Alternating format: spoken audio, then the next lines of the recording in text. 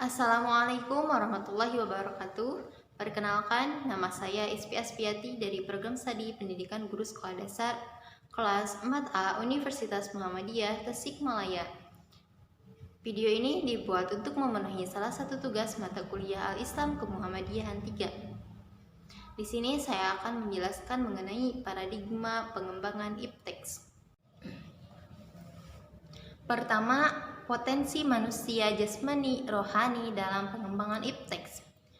Ada beberapa pendapat yang membahas tentang potensi manusia. Salah satunya yaitu pendapat Rahmad. Ada 3 potensi yang dimiliki oleh manusia. Yang pertama ruh, yang kedua jasmani, dan yang ketiga rohani. Ruh berisikan potensi manusia untuk bertauhid, yang merupakan kecenderungan untuk mengabdikan diri kepada Sang Pencipta. Sedangkan potensi jasmani mencakup konstitusi biokimia yang secara materi teramu dalam tubuh. Sedangkan potensi rohani merupakan konstitusi non-materi yang terintegrasi dalam jiwa, termasuk ke dalam naluri penglihatan, intuisi, bakat, kepribadian, intelek, perasaan, akal, dan unsur jiwa yang lainnya. Sedangkan menurut Imam Al-Ghazali, manusia itu memiliki 4 potensi. Yang pertama, ada kolbu, yang merupakan suatu unsur halus yang berasal dari alam ketuhanan, yang berfungsi untuk merasa, mengetahui, mengenal, diberi beban, disiksa, dicaci, dan sebagainya, yang pada hakikatnya tidak bisa diketahui. Yang kedua, ada ruh, yaitu sesuatu yang halus yang berfungsi untuk mengetahui tentang sesuatu dan merasa. Ruh juga memiliki kekuatan yang pada hakikatnya tak bisa diketahui. Yang ketiga ada nafs, yaitu kekuatan yang menghimpun sifat-sifat tercela pada manusia. Yang keempat yaitu akal, yaitu pengetahuan tentang hakikat segala keadaan. Maka akal ibarat sifat-sifat ilmu yang tempatnya di hati. Sumber ilmu selain wahyu dalam epistemologi Islam terdapat dalam kolbu dan juga akal. Al-Quran memberi motivasi kepada manusia untuk menggunakan akal pikirannya untuk membaca dan mengamati fenomena-fenomena alam semesta. Hal ini karena akal merupakan rahmat dari Allah yang paling besar di samping petunjuk agama yang dilimpahkan kepada manusia.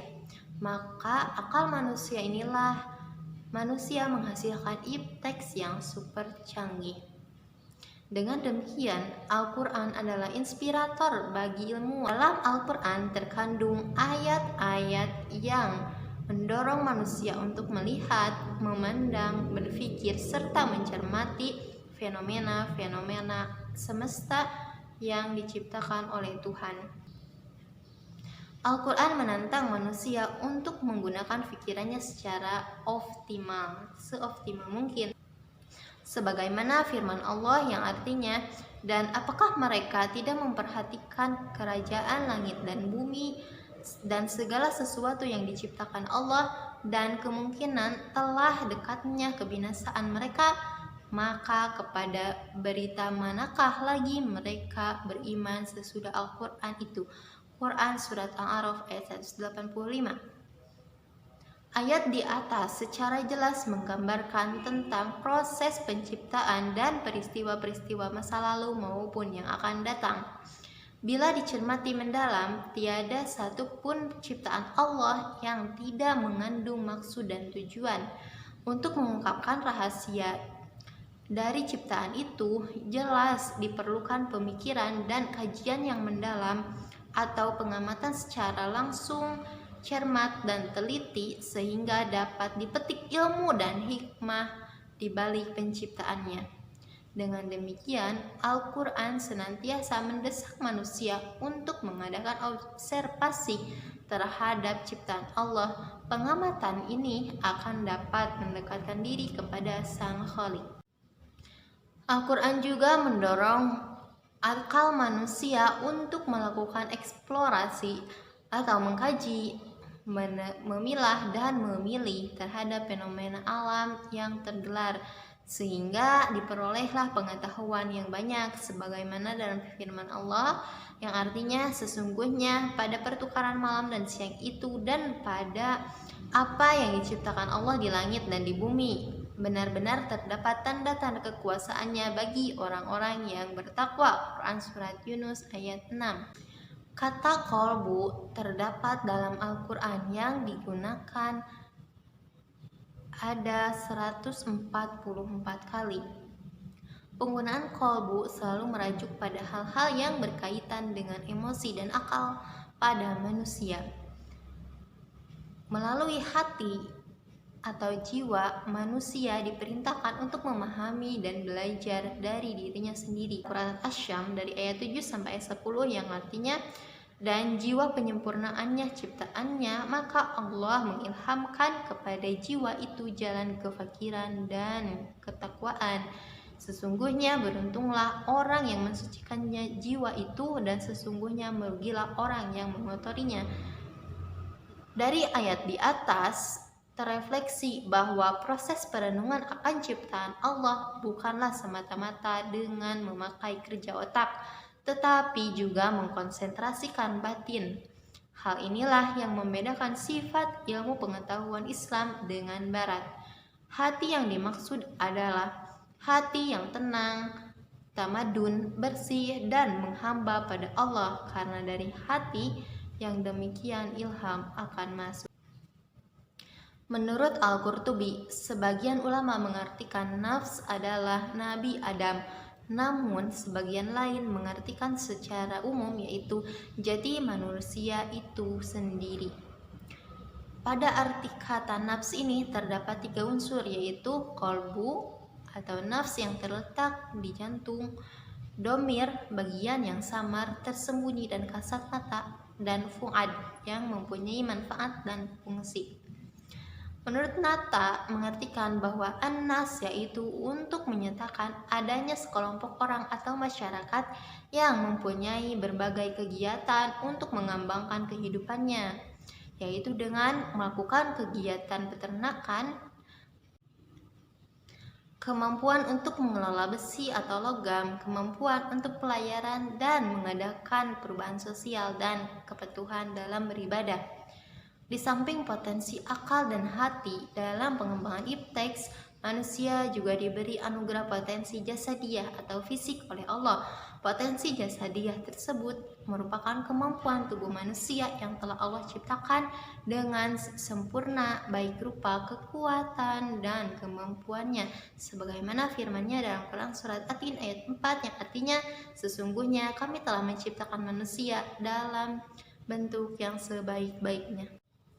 Yang kedua, rambu-rambu pengembangan ipteks dalam Al-Quran dan Al-Hadis. Pengembangan ipteks pada satu sisi memberikan berkah dan manfaat yang sangat besar bagi kesejahteraan hidup manusia bila ipteks disertai dengan asas iman dan takwa kepada Allah. Sebaliknya, tanpa asas iman dan takwa, ipteks bisa disalahgunakan pada tujuan-tujuan yang bersifat merusak. Al-Quran sebagai dasar pijakan seorang muslim pada kehidupan ini memberikan kejelasan bahwa Allah telah menciptakan manusia dengan potensi akal untuk memahami elemen-elemen alam, menyelidiki dan menggunakan benda-benda dalam bumi dan langit demi kebutuhannya. Sebagaimana firman Allah dalam Quran Al-Isra ayat 70 yang artinya, dan sesungguhnya kami memuliakan anak-anak Adam. Kami angkat mereka di daratan dan di lautan. Kami beri mereka rezeki yang baik dan kami lebihkan mereka dengan kelebihan yang sempurna atas kebanyakan makhluk yang telah kami ciptakan. Islam memberikan rambu-rambu kepada manusia dalam pengembangan ipteks sehingga searah dan sejalan dengan kehendak Allah. Rambu-rambu tersebut adalah yaitu 1. Akidah Islam sebagai dasar ipteks. Menjadikan akidah Islam dijadikan landasan ipteks bukan berarti konsep-konsep ipteks harus bersumber dari Al-Quran dan Al-Hadis, tapi maksudnya adalah Konsep ipteks harus distandarisasi benar salahnya dengan tolak ukur Al-Quran dan Al-Hadis, dan tidak boleh bertentangan dengan keduanya. Al-Quran dan Al-Hadis dijadikan sebagai tolak ukur benar atau salahnya ilmu pengetahuan dan konsep teknologi itu. Dan konsep-konsep teks tersebut tidak boleh lepas dan keluar dari inti kandungan Al-Quran dan Al-Hadis. Dengan demikian, yang dimaksud menjadikan akidah menjadikan syariah Islam sebagai standar pemanfaatan ipteks. Ketentuan halal haram wajib dijadikan tolak ukur dalam pemanfaatan ipteks, bagaimanapun juga bentuknya. Ipteks yang boleh dimanfaatkan adalah yang telah dihalalkan oleh syariah Islam, sedangkan ipteks yang tidak boleh dimanfaatkan adalah yang telah diharamkan oleh syariat Islam. Keharusan tolak ukur syariah ini didasarkan pada banyak ayat dan juga hadis yang mewajibkan umat Islam menyesuaikan perbuatannya, termasuk penggunaan ipteks dengan ketentuan hukum Allah dan Rasulnya, sebagaimana firman Allah dalam Quran Surat An-Nisa ayat 65 yang artinya, maka demi Tuhanmu, mereka pada hakikatnya tidak beriman hingga mereka menjadikan kamu hakim terhadap perkara yang mereka perselisihkan. Kemudian mereka tidak merasa dalam hati mereka sesuatu keberatan terhadap putusan yang kamu berikan, dan mereka menerima dengan sepenuhnya. Yang kedua, pengembangan ipteks semata-mata untuk mencari keridhaan Allah. Dalam pengembangan ipteks, umat Islam hendaknya memiliki dasar dan motif bahwa yang mereka lakukan adalah untuk memperoleh kemakmuran dan kesejahteraan di dunia sebagai jembatan untuk mencari keridhaan Allah sehingga terwujud kebahagiaan di dunia dan di akhirat. Allah berfirman dalam Quran Surat Al-Bayyinah ayat 5 yang artinya, padahal mereka tidak disuruh kecuali supaya menyembah Allah dengan memurnikan ketaatan kepadanya dalam menjalankan agama yang lurus, supaya mereka mendirikan sholat dan menunaikan zakat, dan yang demikian itulah agama yang lurus. Yang ketiga, muatan etika dalam pengembangan ipteks. Pengembangan ipteks terkandung muatan etika yang selalu menyertai hasil teknologi pada saat akan diterapkan. Sungguh pun hebat hasil teknologi, namun jika diniatkan untuk membuat kerusakan sesama manusia, menghancurkan lingkungan, sangat dilarang di dalam Islam. Jadi teknologi bukan suatu yang bebas nilai. Demikian pula penyalahgunaan teknologi merupakan perbuatan zalim yang tidak disukai oleh Allah. Sebagaimana firman-Nya yang artinya, dan carilah pada apa yang telah dianugerahkan Allah kepadamu kebahagiaan negeri di akhirat, dan janganlah kamu melupakan bahagiaanmu dari kenikmatan duniawi, dan berbuat baiklah kepada orang lain sebagaimana Allah berbuat baik kepadamu, dan janganlah kamu berbuat kerusakan di muka bumi ini. Sesungguhnya Allah tidak menyukai orang-orang yang berbuat kerusakan. Quran Surat Al-Qasas ayat 77. Dengan demikian, rambu-rambu pengembangan ipteks dalam Islam adalah menjadikan paradigma Islam sebagai pandangan utama dan menjadikan syariat Islam sebagai dasar dalam penerapan dan pemanfaatan konsep ipteks.